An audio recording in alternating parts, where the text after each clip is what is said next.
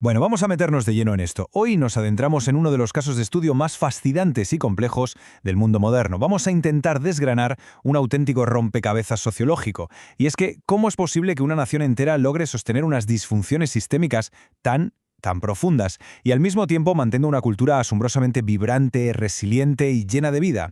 Es una sociedad que se define literalmente por sus contradicciones. Y hoy vamos a analizar exactamente por qué ocurre esto. A ver, para no perdernos con conceptos que a veces pueden ser un poco densos, esta es la ruta que vamos a seguir hoy. Primero, la paradoja mexicana. 2, el privilegio inmóvil. 3, el Estado capturado. 4, la cultura en disputa. Y por último, uniremos todas las piezas en lo que llamamos el enigma mexicano. ¡Vamos allá! Empezamos con el punto 1, la paradoja mexicana, riqueza, pobreza y pura contradicción. Fijaos en esto porque ilustra el tema a la perfección. Es que resulta imposible entender el país sin mirar de frente a sus inmensas desigualdades. A nivel macroeconómico, México es un gigante absoluto. Estamos hablando de la 12ª economía más grande del mundo, una verdadera potencia en manufactura. Pero, y aquí viene el contraste brutal, para que nos hagamos una idea, la fortuna de los poquísimos multimillonarios que están en la cúspide supera con creces toda la riqueza combinada del 40% más pobre del país. Es un nivel de precariedad extrema que, si nos fijamos en las estadísticas, normalmente solo te encuentras en naciones que tienen una pequeñísima fracción de esta enorme riqueza nacional. Pasamos al bloque 2, el privilegio inmóvil, desmontando la ilusión económica. Lo que resulta súper interesante aquí, en la dimensión más puramente sociológica, es ver cómo se cae por su propio peso ese mito oficial de que existe una clase media en constante expansión basada en la meritocracia. Si miras cómo está estructurada la sociedad, el cuento del esfuerzo personal simplemente se desmorona. Los estudios sobre movilidad social nos muestran una realidad súper polarizada. Si naces en ese 40% más pobre, lo más probable, estadísticamente hablando, es que mueras en la pobreza. Y por el contrario, nacer en ese codiciado 1% te garantiza prácticamente quedarte ahí. Básicamente, tu destino viene dictado casi en exclusiva por tu código postal y tu cuna. Y claro, te preguntarás, ¿por qué está tan bloqueada esa movilidad? Pues la clave está en el modelo económico que impera. Aquí entra el concepto de capitalismo de parientes. No hablamos de grandes emprendedores que llegan a la cima compitiendo ferozmente, ¿qué va? Hablamos de auténticas dinastías. Las cúpulas directivas de industrias enteras, ya sea telecomunicaciones, cemento o minería, se mantienen gracias a los lazos familiares. Los grandes puestos no se ganan, se heredan directamente. Y claro, esto cierra de golpe cualquier posibilidad de un ascenso social que esté verdaderamente basado en el mérito. Esto nos lleva a la ilusión en la que vive el resto de la pirámide, y creo que esta frase resume la situación con una precisión quirúrgica. Un precariado con título universitario y autoestima de clase media. Y es que esa supuesta clase media que tanto nos dicen que está creciendo es en la práctica extremadamente frágil. No es una vida basada en la capacidad de ahorrar o acumular bienes, sino en sobrevivir tirando de crédito perpetuo, usar la tarjeta para el supermercado, pedir préstamos para la universidad, un solo imprevisto, digamos una enfermedad o perder el empleo, y ¡pum!, de vuelta a la pobreza de forma casi automática. Y ojo, porque esta brecha no es solo una cuestión de clases sociales, es algo tremendamente territorial. Es un modelo que funciona casi como si fuera un colonialismo interno. Por un lado, tenemos un norte industrial súper desarrollado y muy integrado con la economía de Estados Unidos. Pero luego giras la vista hacia el sur, a lugares como Chiapas o Oaxaca, que son inmensamente ricos en recursos naturales y cultura, y te das cuenta de que históricamente se han utilizado como una especie de reserva de mano de obra barata y un centro de extracción de riqueza. Y lo peor es que las decisiones que afectan a ese sur se toman casi siempre desde muy, muy lejos. Venga, avanzamos al punto 3, el Estado capturado, de los ecos autoritarios a una democracia débil. Todas estas estructuras de desigualdad tan profundas que acabamos de ver tienen un reflejo directo en cómo se ejerce el poder, lógicamente. Después de la famosa transición democrática en el año 2000, quedó clarísimo que las instituciones pueden organizar unas elecciones de manual y contar los votos perfectamente. Pero ahí se quedó la cosa. Es una democracia electoral sin ciudadanía efectiva.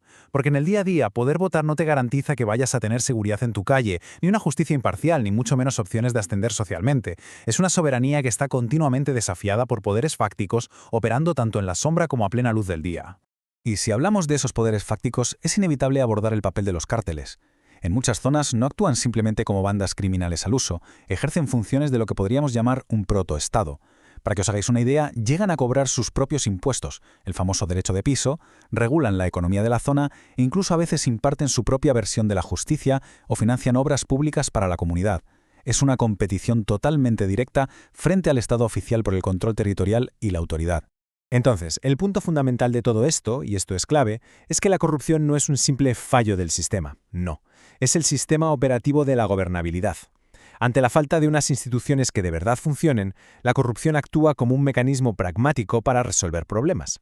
Va desde la clásica mordida al policía de tráfico en la calle hasta los gigantescos contratos del gobierno. Y lo paradójico del asunto es que, aunque suena terrible, es precisamente esto lo que ha permitido mantener cierta gobernabilidad a lo largo de los años, aunque claro, a costa de hacer la brecha de la desigualdad cada vez más y más grande. Con este panorama de debilidad institucional, la política de los últimos tiempos ha dado un giro súper llamativo.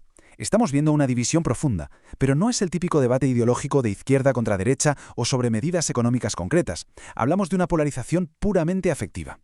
Las administraciones recientes se apoyan en una lealtad emocional brutal por parte de la gente. Es decir, ahora mismo importa muchísimo más sentirte emocionalmente representado por la figura del líder que ver resultados estructurales o que las instituciones funcionen de forma eficaz. Lo que nos lleva directos al punto 4, cultura en disputa, el campo de batalla sociocultural. Claro, tanta tensión económica y política acaba saltando a la calle y a la cultura. Y aquí la cultura no es un jarrón antiguo en un museo, es pura rebeldía en acción. Un frente potentísimo es el de los pueblos originarios. Durante años, el Estado intentó vender el mito del mestizaje, que en el fondo era una forma de asimilación para borrar las diferencias. Pero los movimientos actuales, como el zapatista, han dicho basta. No solo reclaman su espacio y denuncian un racismo estructural que es el pan de cada día, sino que están demostrando, en la práctica, que es totalmente posible autogobernarse de manera eficaz usando sus propios usos y costumbres. Otro movimiento que ha sacudido el tablero de una forma espectacular es el feminismo. Hablamos de una ola de protestas con una intensidad que no tiene precedentes. Con marchas masivas y paros nacionales han llegado a poner al propio Estado contra las cuerdas. Están visibilizando un contraste que es indignante. Tienes leyes sobre el papel que suenan súper progresistas, pero luego sales a la calle y te chocas con una violencia estructural tremenda, con cifras diarias de feminicidios que son escalofriantes, todo impulsado por un machismo que sigue muy normalizado. Y si miramos al entretenimiento, a la música que lo peta en las listas de éxitos, nos topamos con la narcocultura y fenómenos virales como los corridos tumbados. Hay que intentar ver esto de forma objetiva. Para millones de jóvenes que escuchan esta música, no se trata simplemente de aplaudir el crimen, es que es literalmente la banda sonora de su día a día. Hablamos de zonas donde muchas veces el cártel es el único que ofrece trabajo o el único que manda de verdad. Al final del día, es un reflejo muy crudo de una realidad tremendamente compleja. Llegamos a la recta final, sección 5. El enigma mexicano. La síntesis de una nación compleja.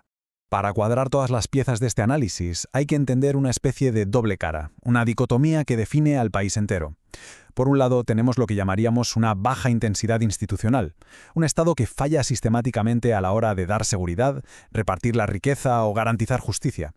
Pero, y esto es lo fascinante, como contrapeso directo a eso, hay una intensidad comunitaria altísima. Allí donde el Estado no llega, te encuentras con redes de solidaridad vecinal brutales, una capacidad para autoorganizarse increíble y un arte que deslumbra. Es la comunidad sosteniendo el tejido social a pulso.